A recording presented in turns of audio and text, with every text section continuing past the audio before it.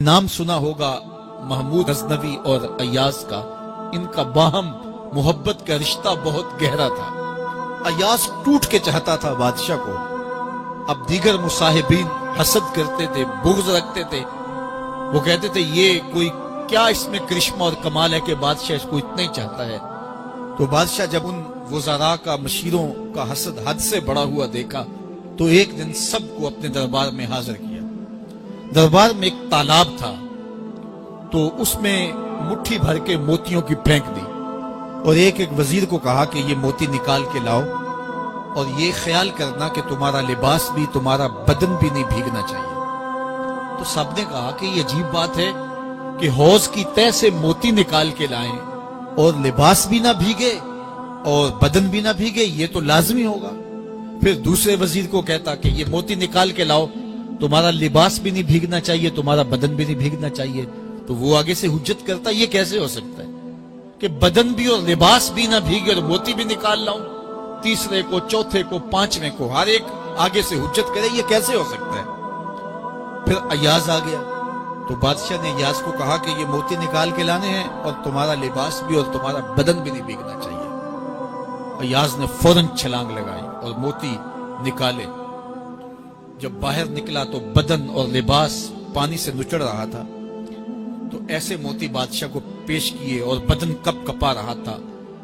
تو بادشاہ بڑے غصے سے کہا کہ ایاز تمہارا بدن بھیگ گیا، تمہارے کپڑے بھی بھیگ گئے، میں نے کہا تھا لباس بھی نہیں بھیگنا چاہیے، کپڑے بھی نہیں بھیگنے چاہیے۔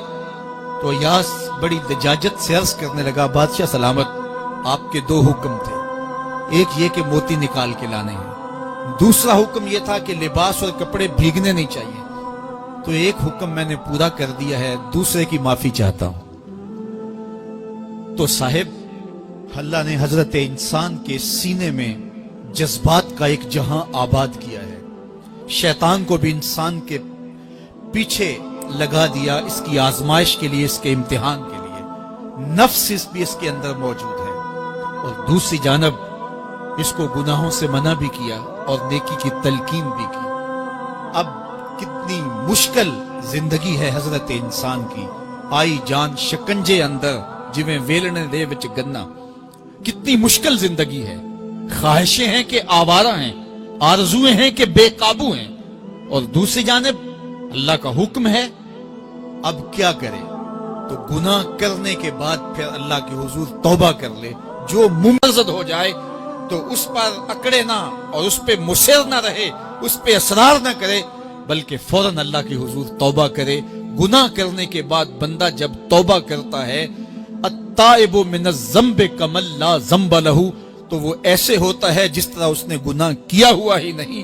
بندہ 100 بار گناہ کر کے توبہ کرے، اللہ 100 بار معاف فرما دے۔ وہ کریم ہے، 70 ماؤں سے زیادہ پیار کرتا ہے۔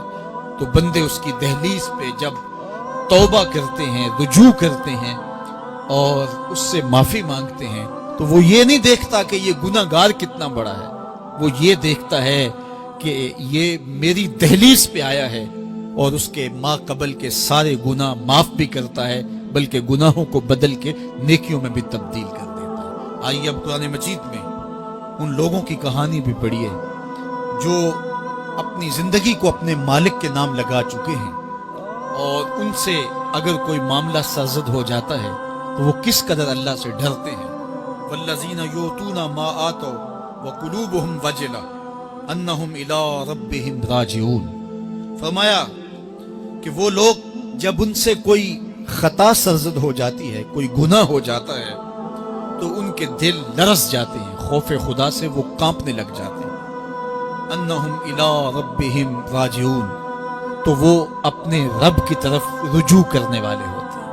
اگر ان سے کبھی کوئی گناہ سرزد ہو جائے، ان سے کوئی غلطی سرزد ہو جائے، تو پھر اس پہ ضد نہیں کرتے، اس پر مصر نہیں ہو جاتے، اس پر حجتیں اور دلیلیں نہیں لاتے، بلکہ وہ کیا کرتے ہیں؟ فوراً اللہ کے حضور رجوع کرتے ہیں اور معافی مانگتے ہیں۔ اور اللہ کو یہ بہت پسند ہے کہ کوئی مجھ سے معافی مانگے، اور اللہ انہیں معاف کر دیتا ہے۔ اللہ اکبر۔ حضرت عبداللہ ابن مسعود رضی اللہ تعالیٰ عنہ فرماتے ہیں کہ مومن کی یہ شان ہے کہ جب وہ گناہ کر بیٹھے تو وہ یوں محسوس کرتا ہے جس طرح پہاڑ تلے آ گیا، یہ اس کی کیفیت ہے کہ گناہ کرنے کے بعد، نافرمانی کرنے کے بعد اس کا دل لرز اٹھتا ہے۔ وَقُلُوبُهُمْ وَجِلَةٌ، تو حضرت عبداللہ ابن مسعود فرماتے ہیں یوں محسوس کرتے ہیں جس طرح پہاڑ تلے آ گیا ہے اور پہاڑ ابھی گر جائے گا اور انہیں کچل دے گا، تو وہ جلدی جلدی تلافی کرتے ہیں، توبہ کرتے ہیں، رجوع اللہ کرتے ہیں تاکہ ہمارا گناہ معاف ہو جائے۔ اور منافق کی مثال بھی بیان کی گئی، جب وہ گناہ کرتا ہے تو یوں محسوس کرتا ہے جیسے بدن پہ مکھی بیٹھی تھی، ہلکے اشارے سے اڑا دی۔ سویر سے لے کر شام تک کتنی بار ہم اپنے بدن پہ بیٹھی مکھیاں اڑا دیتے ہیں اور ہمیں شام کو یاد بھی نہیں ہوتا کہ یہ عمل ہم نے کتنی بار کیا ہے۔ میں اور آپ اپنے اندر اتر کر کے دیکھ سکتے ہیں ہماری کیفیت باطن کیا ہے۔ نمازیں چھوڑی، جھوٹ بولا، غیبت کی، چغلی کی، کسی کا دل دکھایا، کسی کو تکلیف دی، گالی گلوچ کیا، سب و شتم کیا، سویر سے شام تک کیا کیا گناہ کیے، کبھی خیال بھٹکے، کبھی سوچیں آوارہ ہوئیں، کبھی نگاہوں نے بدکاریاں کی، کبھی زبان نے جرم کیے، اور شام کو ہمیں یاد بھی نہیں ہوتا کہ آج ہم نے کیا کیا جرائم کیے، آج ہم نے کیا کیا گناہ کیے۔ اگر ہماری یہ کیفیت ہے تو یہ عملی نفاق ہے کہ بدن پہ مکھی بیٹھی اور اڑا دی۔ اور اگر ہماری کیفیت یہ ہے کہ گناہ کے بعد یہ محسوس ہوتا ہے کہ ہم پہاڑ تلے آ گئے ہیں اور اللہ کی ناراضگی ہم نے مول لے لی اور جلدی جلدی توبہ کر کے رجوع کرنے کی جانب بڑھتے ہیں، تو پھر مبارک ہو، نہیں تو مجھے اور آپ کو اپنا محاسبہ کرنا چاہیے۔ ہمارے دلوں پر زنگ چڑھ گئے ہیں اور ہماری کیفیت یہ ہو گئی ہے کہ گناہ کرنے کے بعد بھی ہم ڈٹے رہتے ہیں، جبکہ زندگی اصحاب رسول کی دیکھیے ان سے بھی کبھی کوئی خطا سرزد ہو جاتی تو وہ فوراً اس گناہ کی تلافی کے لیے حضور کی بارگاہ میں حاضر ہو جاتے۔ حضرت ابو لبابہ رضی اللہ تعالیٰ عنہ نے اپنے آپ کو مسجد نبوی ہوا تو پھر حضور کے ہاتھوں سے اپنے آپ کو انہوں نے کھلوایا۔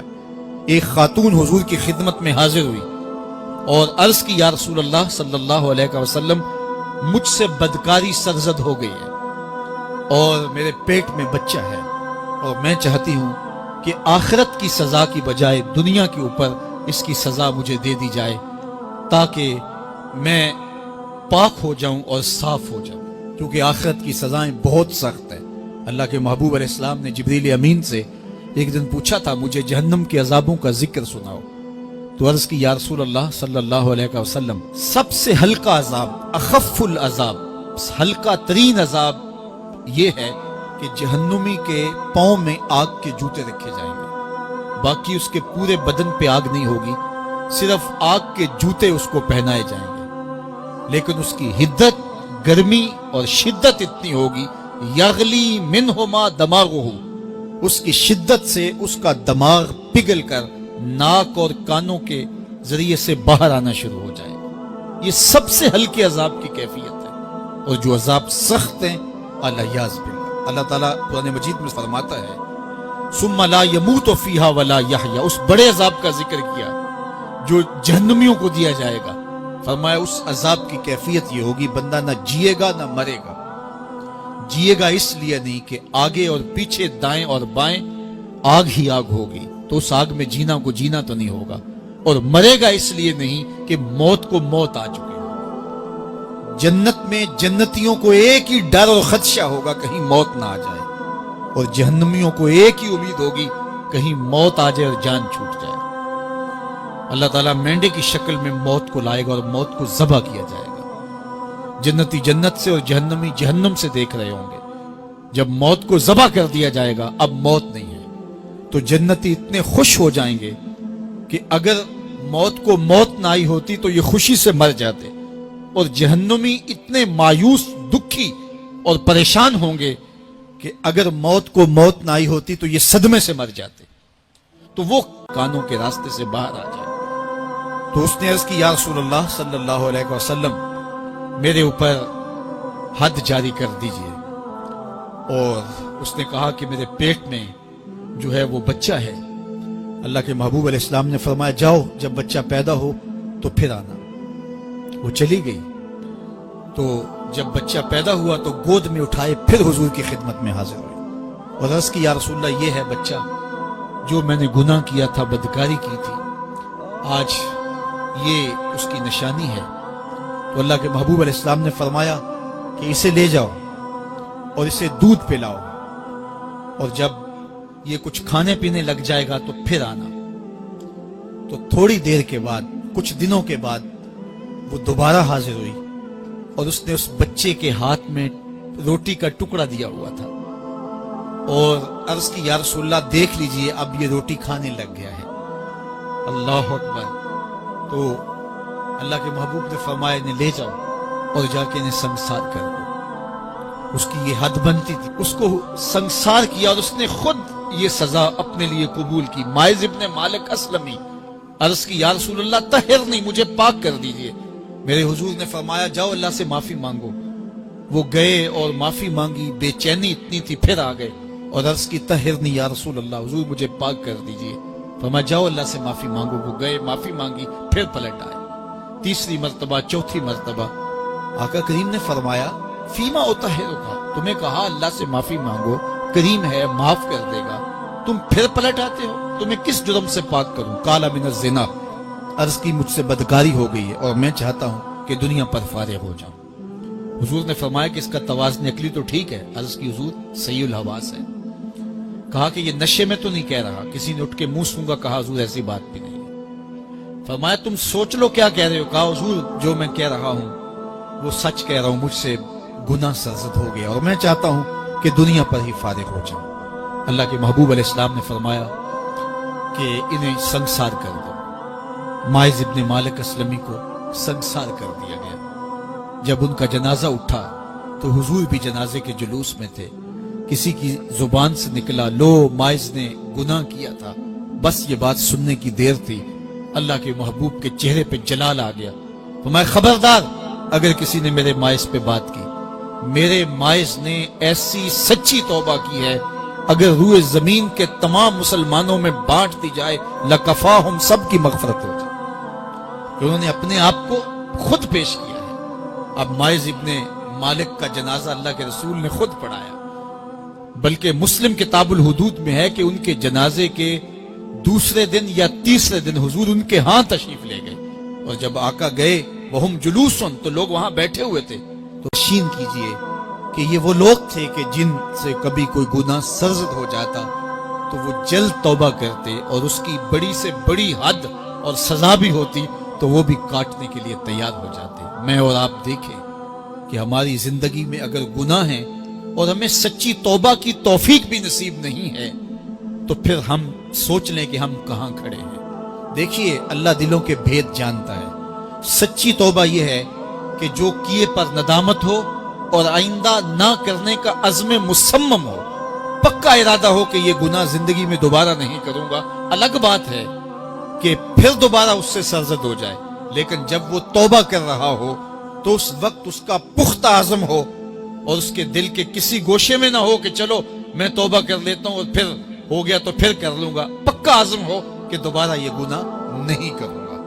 اور اگر زبان سے توبہ توبہ کر رہا ہو اور دل میں ہو کہ ٹھیک ہے یہ تو صبح بھی مجھ سے عمل بد سرزد ہونا ہے، تو اللہ تعالیٰ سے یہ مذاق کرنے والی بات ہے۔ اور اللہ تعالیٰ سے جو مذاق کرتا ہے وہ کہاں کھڑا ہے وہ خود سوچ لے۔ وہ کیا کسی نے کہا تھا کہ توبہ کی، پھر توبہ کر کے توڑ دی، میری اس توبہ پہ توبہ توبہ توبہ کر اٹھی۔ تو ایسی توبہ نہیں ہے کہ جو رسماً کسی مجلس میں چلے گئے، کسی اجتماع میں چلے گئے تو سب لوگوں نے توبہ توبہ کی تو وہ بھی توبہ توبہ کرتا رہا، لیکن اس کا عزم مصمم پختہ ارادہ نہیں تھا گناہوں کو چھوڑنے کا، تو یہ توبہ نہیں، یہ مذاق ہے۔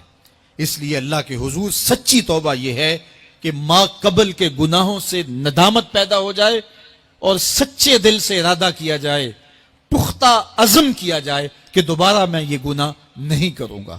یہ الگ بات ہے کچھ عرصے بعد اس سے پھر سرزد ہو جائے، پھر وہ گناہ ہو جائے تو پھر وہ پکی توبہ کرے، تو 100 بار بھی گناہ کرے گا، 100 بار بھی توبہ کرے گا، اللہ 100 بار قبول کرے گا۔ لیکن اندت توبہ اس کا عزم مصمم ہونا چاہیے، اس کا عزم پختہ ہونا چاہیے۔ محض لفظوں سے توبہ توبہ پکارنا اور دل توبہ نہ کر رہا ہو اور دل عزم مصمم